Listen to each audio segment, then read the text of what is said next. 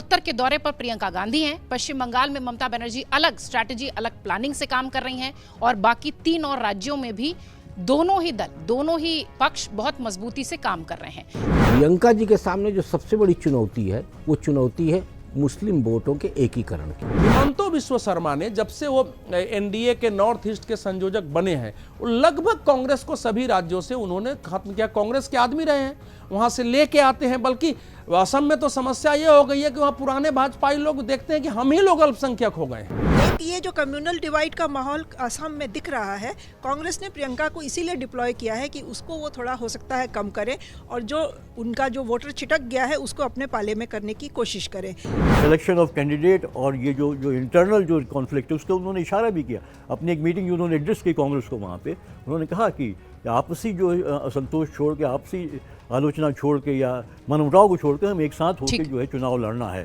जो मुसलमानों को आपने पिछले, अगर आपने 70 साल में उनका वोट लिया है, उनको शिक्षा रोजगार देने की जो आवश्यकता थी, आपने सिर्फ उनको एक वोट बैंक बना दिया। आपने उनको सिर्फ एक भीड़ बना दिया कि हमारी रैलियों में लोग टोपी लगा के खड़े हो जाएं और वो दिखे कि हम मुसलमानों की पार्टी हैं या मुसलमानों के हकों की रक्षा करने वाले आदमी हैं। कांग्रेस के लिए प्रियंका गांधी को लाने में बहुत देरी हो चुकी है। They have miss the bus, जो कहा जाता है अंग्रेजी। वो इस बस में सही समय पर सवार होने से और इसको सही समय पर स्टेशन से छोड़ने में चूक कर चुके हैं।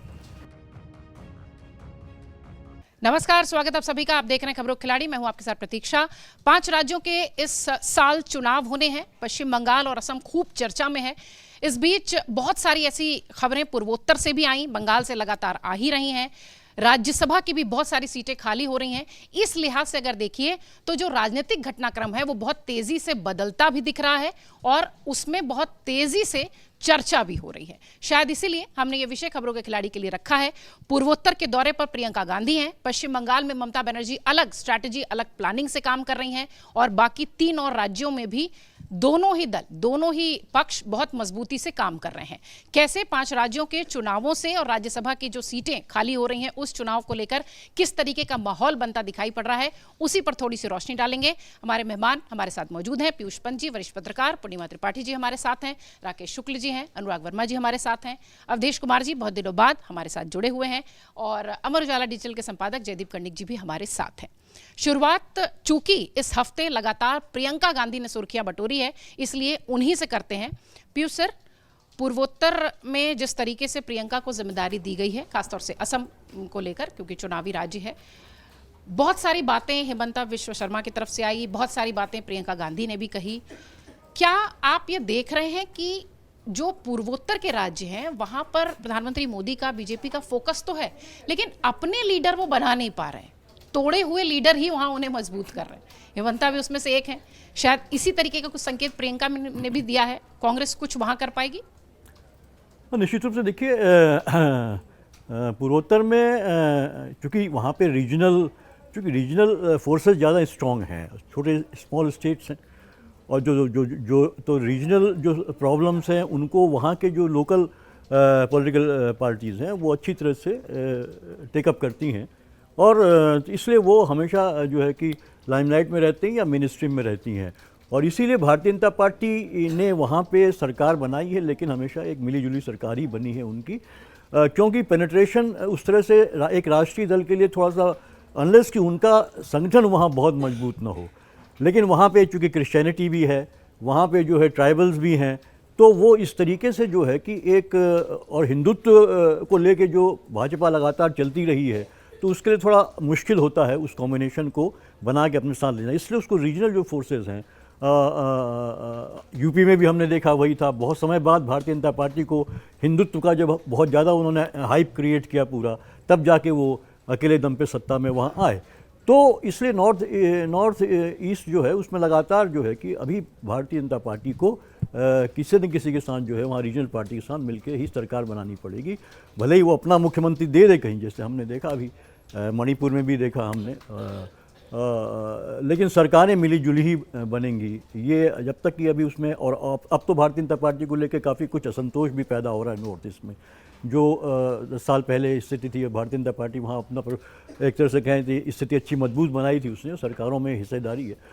असम में और कांग्रेस जहाँ मजबूत थी, धीरे धीरे कांग्रेस वहाँ से जो है डिस्प्लेस कर दी गई और कांग्रेस इसीलिए अब असम में कम से कम जो है जितने भी नॉर्थ ईस्ट केसेस, असम में एक मजबूत स्थिति में कांग्रेस रही है। लेकिन वो कमज़ोर वहाँ भी हुई।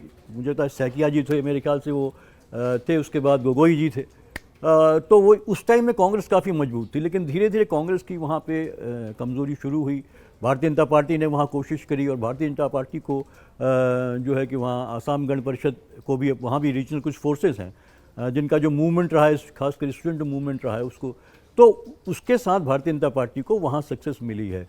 तो कांग्रेस IMF जो है, जो बदरुद्दीन की पार्टी है, उसके साथ कभी साथ में कभी नहीं करते हुए वो कोशिश में लगी हुई कि फिर से वो वापसी वहाँ पे उसकी हो।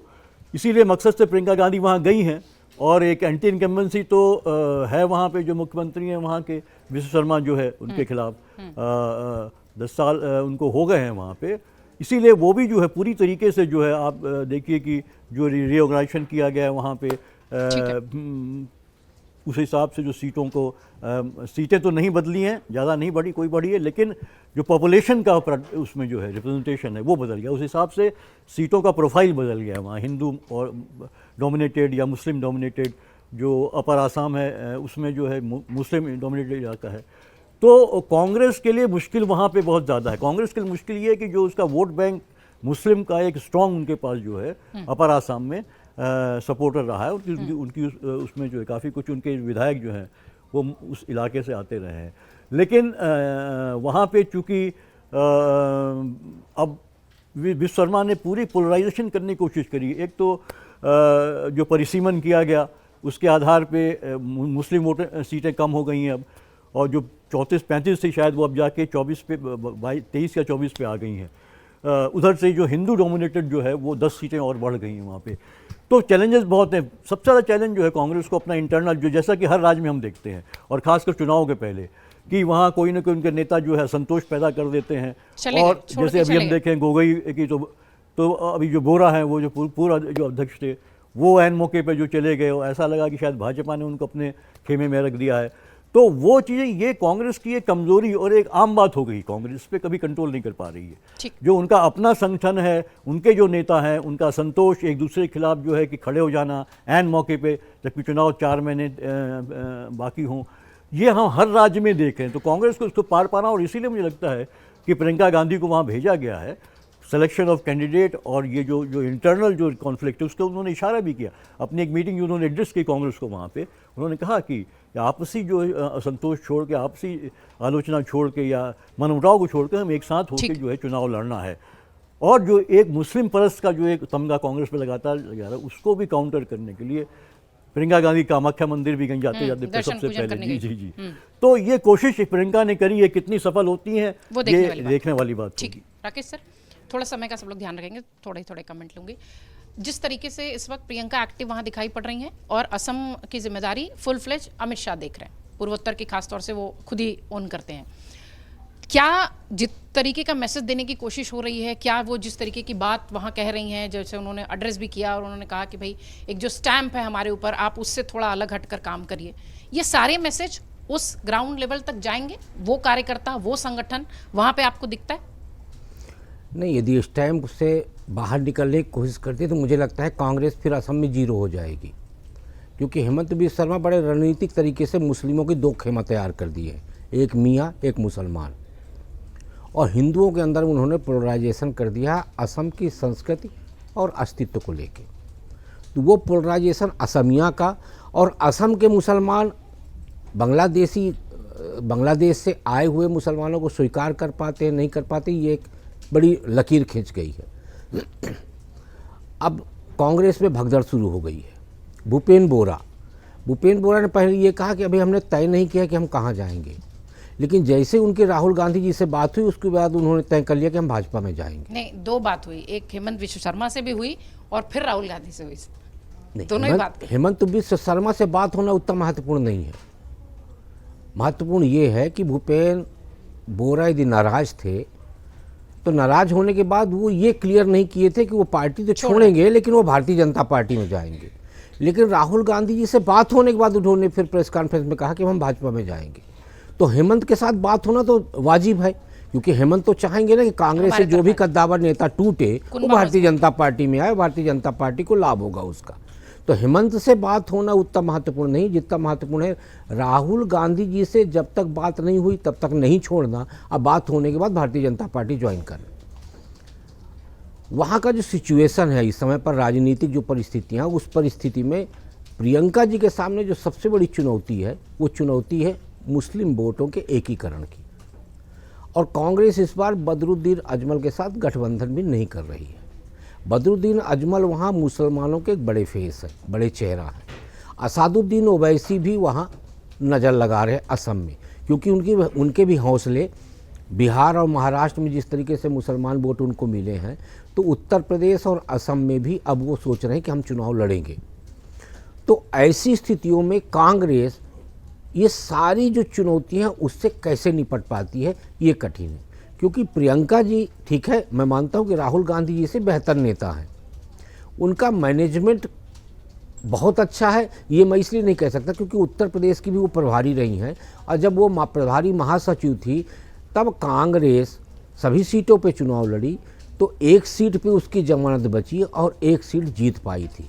इसलिए जो राजनीतिक प्रबंधन है उसमें कुशल हैं, ये मैं नहीं कहूँगा, लेकिन कांग्रेस में एक अच्छी नेता है और उस नेता के तौर पे वो कांग्रेस के वोट को कितना जोड़ पाती हैं, ये उनके सामने एक बड़ी चुनौती है। 5 राज्यों के चुनाव, राज्यसभा की सीटें, दोनों ही खेमों में तैयारी जबरदस्त दिख रही है, पर पूर्वोत्तर में उतार दिया गया है प्रियंका गांधी को। पुडुचेरी में भी बीजेपी बहुत मजबूती से काम करने की कोशिश कर रही है। मैं चाहूंगी कि प्रियंका गांधी, चूंकि इस हफ्ते बहुत सुर्खियां बटोरती दिखाई पड़ी, कामाख्या मंदिर में गई, उन्होंने कहा कि मैं भगवान से कभी कुछ नहीं मांगती, कुछ इस तरीके की बातें उन्होंने कही। हेमंत बिस्व शर्मा में 2014 का जिक्र किया, उन्होंने कहा कि उस वक्त ये तय हो चुका था कि मैं सीएम बनूंगा, लेकिन राहुल गांधी उसमें अड़ंगा थे। प्रियंका ने उसका भी जवाब दिया। प्रियंका और राहुल और कांग्रेस मिलकर ये असम वाली चुनौती सॉल्व कर पाएंगे? देखिए, ऐसा है कि प्रियंका वाड्रा कहीं भी जाएंगे, कांग्रेस में राहुल गांधी की नीति रणनीति चलेगी, ये हमेशा इसको ध्यान में रखिए। तो इसलिए प्रियंका जी थोड़ा चेहरा इंदिरा जी की तरह बाल इधर रंगवा कर चलती हैं, उसी हिसाब से साड़ी पहन, देखेंगे ना ये बाल सफेद इंदिरा जी की तरह और साड़ी पहन के चलती है। अपना आप उस पर कुछ मत कहिए। नहीं, कैसे इंदिरा जी की शैली है ना वो, इसीलिए याद दिला रहा हूं देश को कि नई पीढ़ी जो है उसको पता नहीं है कि वो क्यों ऐसा बाल रखती, उतने ही इंदिरा जी रखती थी, वैसे ही साड़ी पहनती थी। अब दिक्कत यह है कि 30-35 साल का जो इस समय लोग हैं, जो वोटर है, वो इंदिरा जी को देखा नहीं है। तो उसके आधार पर अगर यह है कि इस चेहरे से कि नरेंद्र मोदी साउथ में जाते हैं तो साउथ की तरह, नॉर्थ ईस्ट में जाते हैं तो नॉर्थ ईस्ट की तरह, जहां जाते हैं वो ऐसा ही ड्रेस अपना लेते हैं, तो शायद प्रियंका कर पाएंगी, तो ऐसा होता नहीं है। दूसरी बात, प्रियंका जी के बारे में कहा जाता है, मेरा अनुभव नहीं है कि वो राहुल जी से ज़्यादा मिलनसार हैं, क्या ऐसे हैं, लेकिन अब इन्होंने खुदे उदाहरण दे दिया। उत्तर प्रदेश का तो लंबे समय से रही हैं, वो महासचिव प्रभारी रही हैं, और इसके पहले प्रियंका जी की यात्रा बिहार में भी कस के हुई थी। राहुल गांधी के बाद प्रियंका जी की यात्राएं हुई, उन्होंने भाषण दिए, पंजाब में उनकी यात्रा हुई, पंजाब में उन्होंने सभाएं की, बल्कि पंजाब में राहुल गांधी से ज़्यादा सभाएं उनकी हुई। तो परिणाम हमारे सामने है। देखिए, इस समय जो असम का है, असम में आप समझिए कि 7 ऐसे जिले हैं जिनमें 1991 से लेके और 2011 के बीच 62% मुस्लिम आबादी बढ़ी है, 62% मुस्लिम आबादी बढ़ी है। ऐसा तो ये एक बड़ा इशू इस समय हुआ है, इसके कारण जो समस्या पैदा हो रही है वो वहां एक बड़ा मुद्दा है, और कांग्रेस इसको एड्रेस कर पाएगी इसमें मुझे संदेह है, क्योंकि वो करती नहीं है। तीसरी बात कि इस समय जो ट्रेंड दिखाई दे रहा है मुस्लिम मत का, जो अभी तक मतलब बिहार के चुनाव, महाराष्ट्र के लोकल सेल्फ और बिहार के चुनाव के थोड़ा पहले यह दिख रहा था कि राष्ट्रीय स्तर पर मुसलमानों का मत कांग्रेस के साथ जा रहा है, क्योंकि उनको लगता है कि बीजेपी को हराएंगे तो राष्ट्रीय स्तर पर है। 2 चुनावों ने बताया है कि धीरे धीरे मुसलमान अपना चेहरा ढूंढ रहे हैं। अगर अपना चेहरा कोई नहीं है तभी वो व्यवस्था में दूसरे को वोट देते हैं। बिहार में जो है ओवैसी जी ने बड़ा काम नहीं किया था, महाराष्ट्र का उदाहरण है, वो कभी डिटेल उस पर चर्चा कर लेंगे। तो वो अगर ट्रेंड वहां पैदा होता है तो फिर कांग्रेस के लिए ज्यादा मुश्किल हुआ। मुझे लगता है कि ये ट्रेंड देशव्यापी हो रहा है, ये देशव्यापी ट्रेंड कांग्रेस के लिए और मुस्लिम वोट को जो एक मानकर चलते हैं कि हमारा आधार, उनके लिए एक खतरा है। चौथी बात यह है कि हिमंतो बिस्व शर्मा ने जब से वो एनडीए के नॉर्थ ईस्ट के संयोजक बने हैं, वो लगभग कांग्रेस को सभी राज्यों से उन्होंने खत्म किया। कांग्रेस के आदमी रहे हैं, वहां से लेके आते हैं। बल्कि असम में तो समस्या ये हो गई है कि वहां पुराने भाजपाई लोग देखते हैं कि हम ही लोग अल्पसंख्यक हो गए हैं, और ऐन चुनाव के वक्त एक बड़े नेता को जो विधायक रहा है, जो सांसद रहा है, अगर वो ले आए हैं, भविष्य में वो कहां जाएंगे नहीं मालूम है, क्योंकि तृणमूल कांग्रेस से कांग्रेस में आए हैं, कांग्रेस से भाजपा में जा रहे हैं, तो कहां जाएंगे नहीं मालूम है। लेकिन इस समय एक मैसेज तो हो गया ना कि राहुल गांधी जी के बात करने के बावजूद, प्रियंका जी की यात्रा होने के बावजूद वो चले गए हैं। तो वो अकेले तो नहीं गए होंगे ना, चले गए हैं मतलब नेता सामने दिख रहा है। वो अकेले जब गया है, उसने क्या कहा है? उसने एक मुसलमान नेता का नाम लिया है उन्होंने कि ये पार्टी उसके आधार पर चल रही है, केवल मुस्लिम नीति इस पार्टी की नीति है। तो ये एक बड़ा इशू उस समय वहां होने जा रहा है। हालांकि दोनों को देखेंगे कि पिछले बार का दोनों के गठबंधन में जो वोट का अंतर था वो लगभग 3% के आसपास था, बहुत ज्यादा का अंतर नहीं था, लेकिन सीटों का अंतर ज्यादा हो गया था। 87 और 26-27 के मतलब इतने बहुत ज्यादा अंतर हो गया था। तो वोट का अंतर बहुत ज्यादा नहीं था, लेकिन वो गठबंधन अगर इस बार नहीं हो रहा है और अलग अलग वो पार्टियां चुनाव लड़ रही हैं, तो वहां के परिणाम है। राज्यसभा तो देखिए, राज्यसभा में महाराष्ट्र में अब इस समय तो वहां बीजेपी की एक भी सीट नहीं थी, लेकिन चूंकि विधानसभा में इन्हीं का है, तो अब तो शरद पवार जी से लेकर फौजिया खान सबकी सीटें जा रही है, प्रियंका चतुर्वेदी की जा रही है। उड़ीसा में भाजपा की एक भी सीट नहीं थी, 4 जो है उसमें 3 भाजपा के निश्चित है। बिहार में राज्यसभा का जो 5 सीटें है, बीजेपी की एक भी नहीं थी, 2 जनता दल यू की थी, 3 आरजेडी की थी, तो वहां से इसको होना है। छत्तीसगढ़ में भी बीजेपी का होना है। तो अभी जो बन रहा है ना, उसमें एनडीए और बीजेपी स्ट्रांग बन के आ रही है, क्योंकि विधानसभा के समीकरण उसमें बदलते गए। ठीक है पूर्णिमा मैम, हमने खबरों खिलाड़ी का विषय इसलिए रखा भी क्योंकि प्रियंका गांधी इस पूरे हफ्ते खूब चर्चा में रही हैं। बोरा साहब का इस्तीफा हो जाता है, राहुल गांधी से बात करते हैं, बात नहीं होती। ये हम ट्रेंड देखते जा रहे हैं। जैसे ही जिस राज्य में चुनाव होता है वहां पर बड़े नेता पार्टी छोड़ देते हैं, कई बार बीजेपी में चले जाते हैं, कई बार अपनी अलग दुनिया बनाने लगते हैं। क्या टेकन ग्रांटेड जैसे हो गए हैं नेता कांग्रेस के भीतर कि हाँ भाई जा रहे हैं तो जाने दो, किसी को भी नहीं रोक रहे हैं? पूर्वोत्तर का चैलेंज कांग्रेस के लिए कितना बड़ा? नहीं, चैलेंज तो बहुत बड़ा है कांग्रेस के लिए, क्योंकि जब बीजेपी की सरकार बनी उसके पहले लंबे समय तक कांग्रेस की सरकारें वहाँ रही हैं, और तरुण गोगोई एक अच्छे चीफ मिनिस्टर, बड़े मजबूत चीफ मिनिस्टर माने जाते थे। तो कांग्रेस अपनी वापसी की वहाँ पे तलाश रही है संभावना। इसमें कोई बुराई मुझे नहीं दिखाई देती है। अगर प्रियंका को वहाँ पे भेज के कांग्रेस सोच रही है कि वो शायद हिमंता बिस्व शर्मा का जो कम्युनल प्रोपेगेंडा है उसको काउंटर कर सकती है, जिसकी की झलक हमें प्रियंका के दौरे के साथ ही दिखाई दी है। वो जो हिंदू मुस्लिम डिवाइड पैदा करने की कोशिश वहाँ कर रहे हैं हिमंता, वो मियाँ मुसलमान वाला जो वो बयान दे रहे हैं, जो हाँ वो कह रहे हैं कि वो जो मियाँ है उसको अगर 5 रुपये मांग रहा है तो 4 रुपये दो, इतना तंग कर दो उसे कि वो छोड़ के यहाँ से चला जाए। या तो फिर उनका एक वीडियो भी जो बहुत चर्चा में रहा, जिसमें वो दिखा रहे हैं कि वो गोली चला रहे हैं, और वो गोली फिर नेक्स्ट मतलब जो उसका विजुअल है उसमें हाँ एक मुस्लिम 2 लोगों की तरफ है। तो एक ये जो कम्युनल डिवाइड का माहौल असम में दिख रहा है, कांग्रेस ने प्रियंका को इसीलिए डिप्लॉय किया है कि उसको वो थोड़ा हो सकता है कम करे, और जो उनका जो वोटर छिटक गया है उसको अपने पाले में करने की कोशिश करें। ये पहली बार है। देखिए अभी सबने बहुत उदाहरण दिए, अवधेश जी ने भी कहा, प्रियंका इसके पहले भी कई बार स्टेट्स में एक्टिव रह चुकी हैं, लेकिन ये पहली बार है कि वहाँ पर स्क्रीनिंग कमेटी का उनको चीफ बनाया गया है। मतलब उसका ये हुआ कि वो कैंडिडेट सिलेक्शन जो होगा वो पहले हाँ उसमें उनकी भूमिका बहुत बड़ी होगी। वो स्क्रीन करके जो 3-4 नाम भेजेंगी, सेंट्रल इलेक्शन बोर्ड उसी को अप्रूव करेगा किसी एक को। तो प्रियंका के ऊपर जिम्मेदारी ज़्यादा है।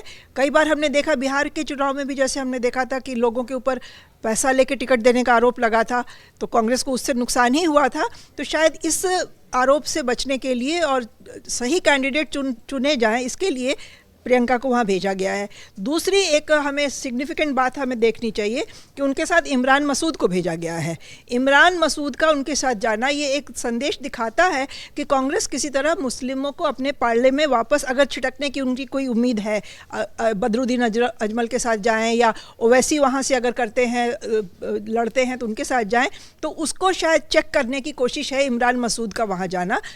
इमरान मसूद प्रियंका गांधी के काफ़ी खास रहे हैं, और कुछ दिन पहले उन्होंने एक बयान भी दिया था कि बना दो प्रियंका गांधी को ये प्राइम मिनिस्टर, तो हम जवाब दे देंगे, बांग्लादेश को सही जवाब दे देंगे। तो एक कोशिश ये ज़रूर है कि प्रियंका को असम में ले जाके उनका फ़ायदा उठाया जाए, उनकी प्रेजेंस का, और उनकी जो एक विजुअल सिमिलैरिटी है इंदिरा गांधी के साथ उसका भी फ़ायदा उठाया जाए, क्योंकि शक्ल सूरत तो उनकी वैसी है ही, और जो उनका बोलने चालने का तरीका है वो काफ़ी कुछ लोगों को इंदिरा गांधी की याद दिलाता है। तो शायद उस चीज़ का फ़ायदा कांग्रेस उठाना चाहती है। ये तो बाद में हमें समझ में आएगा कि वो उसका कितना फ़ायदा मिला या नहीं मिला। लेकिन जो कांग्रेस में एक जो हेमंत बोरा चले गए, हेमंत बोरा गए तो भूपेन बोरा चले गए, हिमंता बिस्वा शर्मा भी पहले कांग्रेस में ही थे, कांग्रेस छोड़ के ही गए थे, तो उनको भी लगा होगा कि अब हो सकता है अगले 2 चुनाव के बाद भूपेन बोरा ही चीफ मिनिस्टर बन जाएंगे, यहाँ कांग्रेस में रह के तो नहीं बन सकते हैं। तो एक कांग्रेस में ये तो अपने नेताओं को लेकर के एक कंट्रोल की कमी तो दिखाई देती ही है। वो पकड़ के जिस तरह से बीजेपी रखना जानती है अपने नेताओं को नहीं रख पाते हैं, तो ये एक कमी ज़रूर है। लेकिन प्रियंका गांधी के वहाँ जाने से मुझे लगता है कि थोड़ा नेताओं में एक उत्साह जरूर, कार्यकर्ताओं में उत्साह वहाँ पे ज़रूर आया है, और थोड़ी सी एक कोशिश दिखाई दे रही है कि कांग्रेस इस बार कम से कम असम में सीरियसली चुनाव लड़ने की तैयारी कर रही है। पिछला नतीजा हम देखें, अवधेश जी ने कहा कि बहुत ज़्यादा सीटों का 87 समथिंग बताया, नहीं 75 थी सीटें बीजेपी के पास और 50 थी कांग्रेस के पास पिछले चुनाव में। तो कांग्रेस अगर वाकई में बहुत मजबूती से वहाँ लड़ेगी तो उसके लिए उतना भी मुश्किल नहीं है। और हिमंता के खिलाफ एंटी इनकम्बेंसी तो जरूर, बीजेपी के खिलाफ तो एंटी इनकम्बेंसी 10 साल से वो वहाँ पे राज कर रहे हैं तो है ही, दूसरे कई बड़े बड़े मुद्दे भी आ गए हैं। तो कांग्रेस अगर वापसी की गुंजाइश वहाँ तलाश रही है तो इसमें कोई हर्ज नहीं है, उसको हमको बहुत ज़्यादा उसको मजाक की तरह नहीं बनाना चाहिए। कांग्रेस वापसी की गुंजाइश तलाश रही है और उम्मीद कर रही है प्रियंका गांधी से। गुंजाइश तो तलाश करना हर राजनीतिक दल का काम है। अब वो किस जगह से शुरुआत कर रही है और किस समय पे आके शुरुआत कर रही है, ये चिंता का विषय है। देखिए, पूरे अगर आप भारत को देखें तो जो केंद्र की सरकार बनती है और जो लोकसभा की सीटें होती हैं वो जिन प्रदेशों से जो सबसे ज़्यादा आती है, वो उत्तर प्रदेश हो गया, महाराष्ट्र हो गया, बिहार हो गया, मध्य प्रदेश हो गया, ये जितना भी जो मुख्य मतलब राजनीतिक दृष्टिकोण से जो भारत ज़्यादा महत्वपूर्ण है सीटों के दृष्टिकोण से, वहाँ तो कांग्रेस साफ हो गई है। आज वहाँ तो कुछ बची नहीं। अब इनकी ये मजबूरी बन गई है कि वो इलाके जो इनके किसी ज़माने में इनके साथ हुआ करते थे, जहाँ से ये अच्छा परफॉर्म करते थे, और अपनी गलतियों से इन लोगों ने जैसे उत्तर प्रदेश, बिहार, महाराष्ट्र को गंवाया है और वो पहले गंवा चुके हैं आसाम जैसी जगह, तो अब उस पर हम दोबारा से कैसे कुछ काम करें और कैसे उसमें अपनी दोबारा से पहचान बनाएं।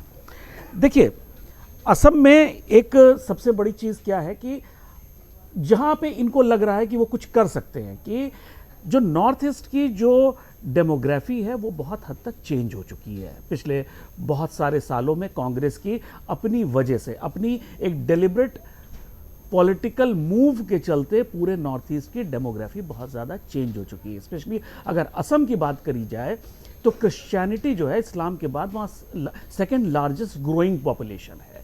तो कांग्रेस को इस समय वहां पे एक स्कोप दिख रहा है कि हम वहां पे एक नए वोटर जो आ रहा है उसको हम कल्टीवेट करके अपने साथ दोबारा से, जो इनका था पहले। अब समस्या देखिए प्रतीक्षा जी, वहां फिर वही आती है। इन्होंने हमेशा ये समझा, मुसलमान वोटर को फॉर ग्रांटेड समझा कि ये तो हमारा ही है। ये गलती इनको, इसका नतीजा इनको देखने को मिला उत्तर प्रदेश में भी इन्होंने देखा, बिहार में भी देखा, वेस्ट बंगाल में भी देखेंगे।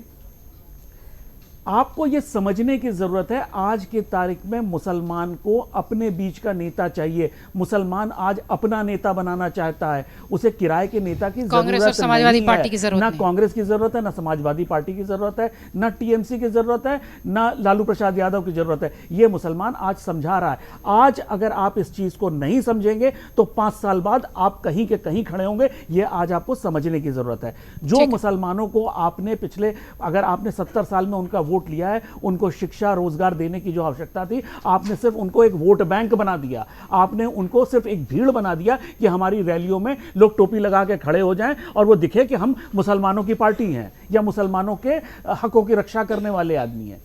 अब प्रतीक्षा जी, एक जो जिक्र बड़ा मजबूती से आया कि प्रियंका गांधी जी बहुत कुछ जादू करने वाली हैं क्योंकि उनकी नाक इंदिरा गांधी जी से मिलती है। मतलब ये हम ना ये एक इस दुनिया के इतने बड़े लोकतंत्र की ये विडंबना है कि हम एक राष्ट्रीय पार्टी का नेता उसकी नाक की डिजाइन देख के ढूंढ रहे हैं।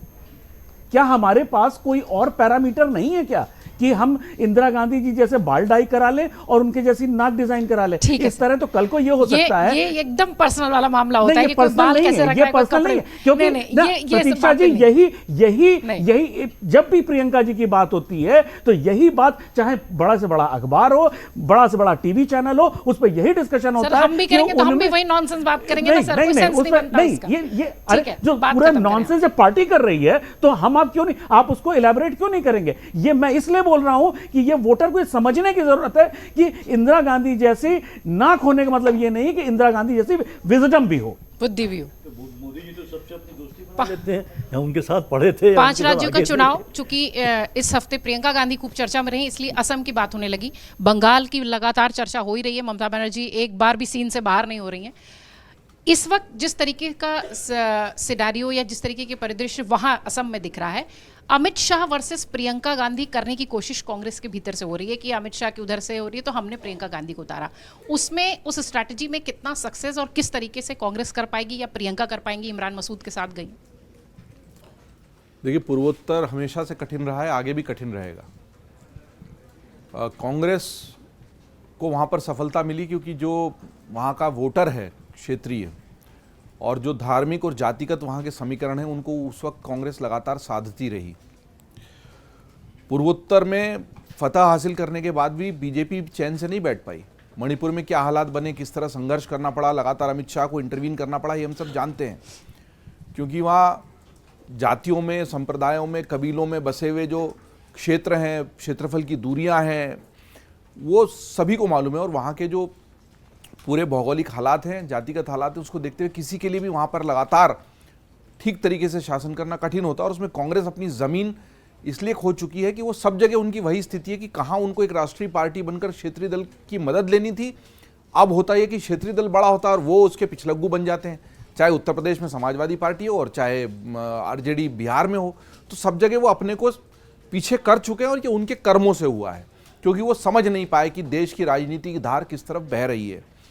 अब जहाँ तक आपने कहा कि ये अमित शाह बनाम प्रियंका गांधी वाला मामला है, मैं समझता हूँ कि कांग्रेस के लिए प्रियंका गांधी को लाने में बहुत देरी हो चुकी है। They have miss the bus, जो कहा जाता है अंग्रेजी। वो इस बस में सही समय पर सवार होने से और इसको सही समय पर स्टेशन से छोड़ने में चूक कर चुके हैं। जब एक माँ के रूप में सोनिया गांधी के सामने उहापोह रही कि वो राहुल गांधी को आगे करें या प्रियंका को, तो अब उनका जो भी रहा हो, जैसे उद्धव ठाकरे का भी रहा वैसे ही पुत्र मोह रहा है। और पता नहीं कि उस वक्त अगर वो निर्णय लेती और प्रियंका गांधी को राजनीतिक धारा में आगे रखती, शायद कांग्रेस के लिए स्थिति, और शायद इसलिए भी कि अब हमें पता नहीं वैसा होता कि नहीं होता। एक बात महत्वपूर्ण है कि अगर प्रियंका गांधी में इंदिरा गांधी जी का अक्स दिखता है तो दिखता है, वो बायोलॉजी है, उसको कोई बदल नहीं सकता। उसके ऊपर वो साड़ी, तो ये सब बातें हो रही, इसका भाई ऐसे तो जो भी व्यक्ति होगा उसके पुत्रों में पुत्री हुई तो बायोलॉजी है ना, प्रकृति है ना, नेचर से। तो ये सब ऐसी बातों का कोई मायने नहीं है। दिखता है ना, आपको उससे चिढ़ हो या ना हो, दिखता है। और दिखता है तो दिखता है। हाँ, केवल उस दिखने की वजह से लोग प्रभावित होंगे या नहीं होंगे, ये तो बहुत अलहदा प्रश्न है। और इस तरह से प्रभावित होने वाले कितने लोग हैं भाई? राजेंद्र कुमार भी अपने बेटे को हीरो नहीं बना सकते ना, दिखता होगा। कोई भी सुपरस्टार अपने बेटे को उतने ही बड़ा सुपरस्टार, क्या सचिन तेंदुलकर अर्जुन को उतना ही बड़ा बना पाए हैं क्या क्रिकेट में? नहीं बना पाए। या आपके हमारे करने से नहीं होता है। महात्मा गांधी के बेटे भी महात्मा गांधी बन गए क्या? उसी राह पर चल पाए क्या? किसी का भी ले लीजिए उदाहरण, ये तय नहीं होता है। एक बहुत अच्छे बड़े पेशेवर सफल डॉक्टर का बेटा उतना अच्छा डॉक्टर कई बार नहीं बन पाता है, डॉक्टर की डिग्री भले ही ले ले। तो इसमें बहुत सारी परिस्थितियां, स्थितियां काम करती हैं। और उन सारी परिस्थितियों को देखते ही कोई नेता या जिस फील्ड में वो आगे बढ़ना चाहता, कितने लोग अपने पुत्रों को, पुत्रियों को राजनीति में लॉन्च करते हैं तगड़े तरीके से, क्या वो ऐसे हो पाते हैं? क्या लालू यादव ने जिस तरह देश के मिजाज को सुचाया, बुरा किया सब के, लेकिन क्या तेजस्वी को तेजपाल कर पा रहे हैं क्या? नहीं कर पा रहे हैं ना तेज प्रताप। तो ये अब उनका उसमें डीएनए है और बायोलॉजी है और अक्स दिख रहा है, तो उससे भी किसी को चिढ़ है तो वो एक अलग मुद्दा है, उसको छोड़ देते हैं। लेकिन पूर्वोत्तर कठिन है, बंगाल उससे भी कठिन है। बंगाल में भाजपा ने लगातार जो कोशिश की, उसमें कि एसआईआर वाली जो पूरी कोशिश हुई उससे ममता विचलित हुई, वो हमें दिखाई दिया। 2 बड़ी घेराबंदियां उन्होंने की है जो हम देख रहे हैं कि पूरा हुमायूं कबीर वाला मामला जिस पर हमने पिछले खबरों खिलाड़ी में चर्चा की, और दूसरा वंदे मातरम वाला मामला, और ये दोनों ऐसे मामले हैं जिसमें ममता बनर्जी के पास अपनी कोई चाल नहीं है, न वो उगल सकती है ना निगल सकती है। वो वंदे मातरम का जबरदस्त तरीके से समर्थन भी नहीं कर सकती और विरोध भी नहीं कर सकती। और वही हुमायूं कबीर, वहां बनने वाली बाबरी मस्जिद का ना वो जबरदस्त तरीके से समर्थन कर सकती है और ना विरोध कर सकती है। तो ये दोनों राजनीतिक पासे ऐसे हैं बिसात पर फेंके हुए, जिनका जवाब खेला होबे वाली ममता बनर्जी के पास फिलहाल मुझे दिखाई नहीं देता। लेकिन पूर्वोत्तर में असम की खास तौर पर जब बात करें, असम के अगर चुनाव हो रहे हैं तो कांग्रेस के पाले से आए हुए ही अब हेमंता इतने बड़े हो चुके हैं, और ना केवल वो वहां पर असम में बल्कि देश में उनको हिंदूवाद के एक बड़े चेहरे के रूप में प्रस्तुत किया। अमित शाह इसलिए भी सक्रिय हैं कि गृह मंत्रालय भी उनके पास है और गृह मंत्रालय की बड़ी भूमिका है वहां पर। जितने भी संघर्ष हम देखते हैं, जितना भी वहां पर घुसपैठ होती है, जितना वहां पर अशांति लगातार बनी रहती, वो भाजपा के लिए बड़ी चुनौती वहां के राज्यों को हासिल करना नहीं है, बड़ी चुनौती उसको बनाए रखने की है। कांग्रेस तो अपने कर्मों से खुद ही जाएगी, वो नाराज हो गए, वापिस ले लिया और नहीं गए भाजपा में, वो फिलहाल के लिए है ना। बट कांग्रेस के पास अब बचा क्या खोने के लिए? जितना था वो तो खो ही चुके हैं सब वहां। तो कांग्रेस के पास तो अभी जीत के लिए बहुत कुछ नहीं है। भाजपा की चुनौती यह है कि चूंकि वहां छोटे क्षेत्रीय दल बनके भी कभी बड़े हो सकते हैं, क्योंकि वहां क्षेत्रीय नेता इतनी मजबूत हैं, उनकी लोकप्रियता इतनी ज्यादा है, तो उन क्षेत्रीय नेताओं को भाजपा अपने दायरे से बाहर न जाने देकर अपने केंद्रीय दल की उपस्थिति का और केंद्र सरकार का मजबूत दखल बनाए रखे। इसीलिए लगातार अमित शाह वहां जाते रहते हैं। ये बड़ी चुनौती है। 5 राज्यों के चुनाव है, लगातार 5 राज्यों से जुड़ी हुई तमाम बड़ी खबरें हम आप तक पहुंचा ही रहे हैं। इस हफ्ते चूंकि प्रियंका गांधी दौरे पर थी असम के, तो इसलिए असम खूब सुर्खियों में रहा। 5 राज्यों की हर खबर, चुनावी राज्यों की हर खबर और खबरों के खिलाड़ी का विश्लेषण आगे भी जारी रहेगा। बहुत शुक्रिया आप सबका। कमेंट बॉक्स खुला हुआ है, जरूर आइए, अपनी बात रखिए, विषय रखिए। बहुत शुक्रिया तमाम मेहमानों का।